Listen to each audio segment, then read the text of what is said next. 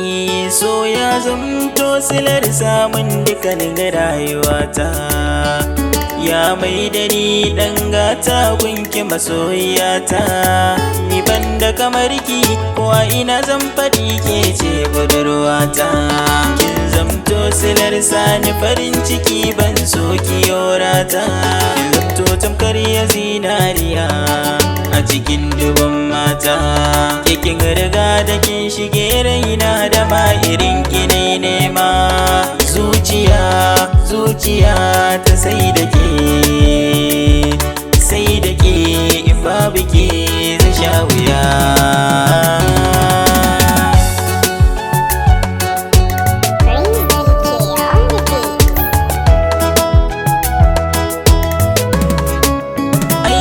Ke dai nake gani zuciyata ta riga ta amince da ke. Kin zama jinin jikina muradin raina na faɗi sai da ke. Na baki mallakin zuciyata dan Allah zan so karki sake. Ran da na fara kallon ki so ya shiga zuciyata ya sarkake. Kin zama malamata soyayya ke dai zana killace. Komai nawa ya zamo na kya soyayya ke nake gani.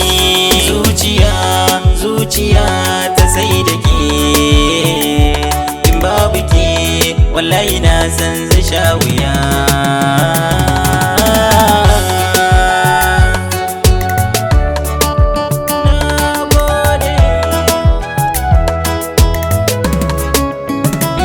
Shi rayuwa na soyayya in kai dace walle na da daɗi. Na samu ganata a soyayya kunga dole na dinga kaudi. Na baki rai da zuciya ke kadai nake bibiya.